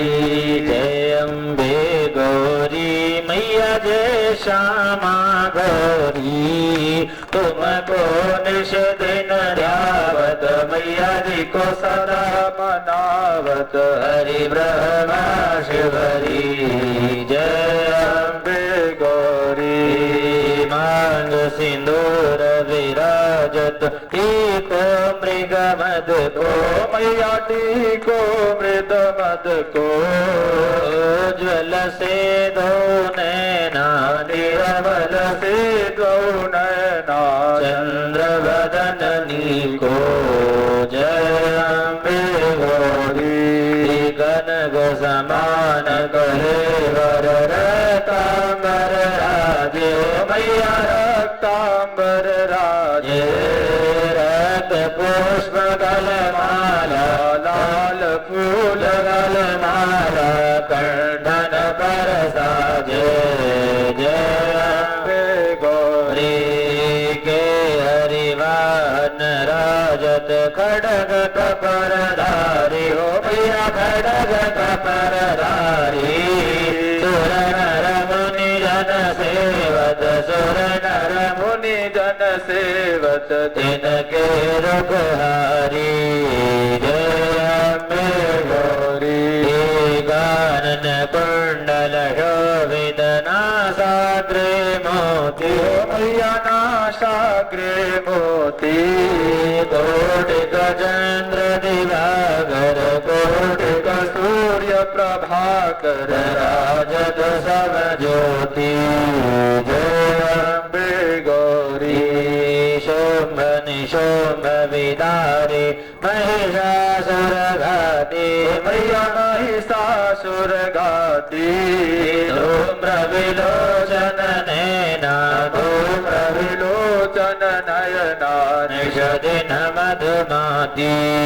जय अम्बे गौरी चंड मुंड संहारे, शोणित बीज हरे, मैया शोणित बीज हरे। मधुकैटभ मारे, महिषासुर संहारे, शोणित बीज हरे। जय अम्बे गौरी ब्रह्मणि रुद्राणि, तुम कमला रानी, मैया तुम कमला रानी। आगम निगम बखानी, पुराण बखानी, मैया शिव पटरानी। जय अम्बे गौरी 64 योगिनी गावत नृत्य करत भैरो मैया नृत्य करत भैरो बाजत ताल मृदंग बज बज ढोल मृदंग बाजत डमरू जय अम्बे गौरी तुम ही जग की माता तुम ही हो भरता मैया तुम ही हो भरता भक्तन के दुख हरता संतन के दुख हरता सुख संपत्ति करता जय अम्बे गौरी तुम ही जग की माता तुम ही हो भरता मैया तुम ही हो भरता भक्तन के दुख हरता संतन के दुख हरता सुख संपत्ति करता जय अम्बे गौरी भक्त भुजाचारति शोभित वर मुद्राधारी मैया वर मुद्राधारी मन वांछित फल पावत मन इच्छित फल पावत सेवत नर रारी जय अम्बे गौरी कंचन थाल विराजत कर कपूर भाती मैया कर कपूर भाती श्री माल के तुम राजत श्री माल के तुम राजत कोटि रतन ज्योति जय अम्बे गौरी श्री अम्बे की आरती जो कोई जर गावे हो मैया प्रेम सहित गावे हो मैया पाप उदर गावे हो मैया रोग उदर जावे कहत शिवानंद स्वामी मन भजत हरि हर स्वामी सुख संपत्ति पावे जय अम्बे गौरी जय अम्बे गौरी मैया जय श्यामा गौरी मैया जय मंगल करणी धुम को निषदिन ध्यावत मैया जी को सदा ही मनावत हरि ब्रह्मा शिवरी जय अम्बे गौरी कर्पूर गौरं करुणावतारं संसार सारं भजगेन्द्रहारं सदा वसन्तं हृदयारविन्दे भवं भवानी सहितं नमामि त्वमेव माता च पिता त्वमेव त्वमेव बन्धो च सखा त्वमेव त्वमेव वेद्या द्रविणं त्वमेव त्वमेव सर्वं मम देवमेव नीलाम्बुज श्यामलकोमलाङ्गं सीता समारोहवामभागं बाणौ महासायकचारुचापं नमामि रामं रघुवंशनाथं मनोजवं मारुतुल्यवेगं जितेन्द्रियं बुद्धिमतावरिष्ठं वातात्मजं वानरयोधमुख्यं श्रीरामदूतं शरणं प्रपद्ये हरे राम राम राम हरे हरे हरे कृष्ण कृष्ण कृष्ण हरे हरे हरे राम राम राम हरे हरे हरे कृष्ण कृष्ण कृष्ण हरे हरे राम राम राम हरे हरे हरे कृष्ण कृष्ण कृष्ण हरे हरे हरे राम राम हरे हरे हरे कृष्ण कृष्ण कृष्ण हरे हरे नारायण भगवान की जय हो चले शीतली करुणं शीतले त्वं जगन्माता शीतले त्वं जगत्पिता शीतले त्वं जगद्धात्री शीतलायै नमो नमः पत्रपुष्पैर्देवाभिवन्दनं दिव्याभिनन्दनं स्वायात्माभिवन्दनं मारार्तिग्रहणम् मंत्रपुष्पाञ्जलिम् ॐ जितने न जितन्यमय देवास्तानि धर्माणि प्रथमान्यासन्न तेहनाकं महिमानः सचन्त यत्र पूर्वे साध्याः शन्ति देवाः नानासुगन्धिपुष्पाणि यथा कालोद्भवानि च पुष्पाञ्जलिर्मया दत्त गृहाण परमेश्वरी भगवते श्री पराम्बा भगवती जगदम्बा देव्यै नमः मन्त्रपुष्पाञ्जलिं समर्पयामि।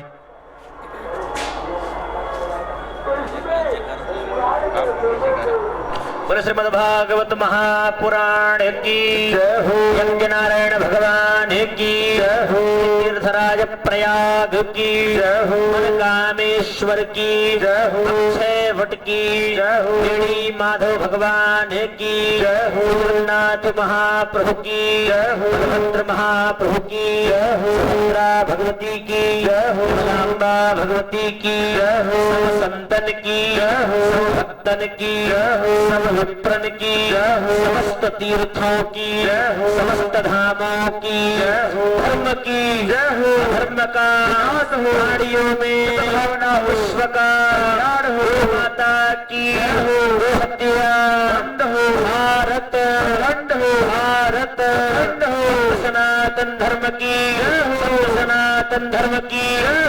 पार्वती महादेव।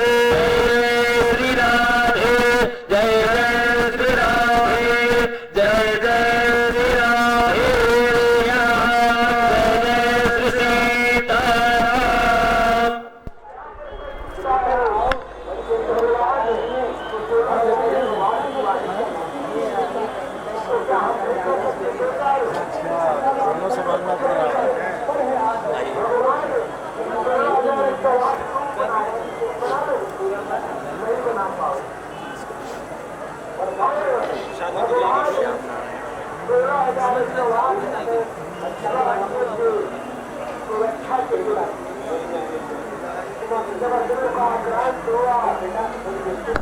परिक्रमा करिए, परिक्रमा यज्ञ की परिक्रमा।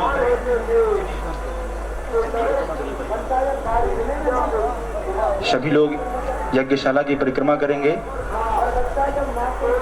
श्री राम जय जय राम। श्री राम जय जय राम। श्री राम जय जय राम। श्री राम जय जय राम। श्री राम जय जय राम। श्री राम जय जय राम। श्री राम जय जय राम। श्री राम जय जय राम। श्री राम जय जय राम।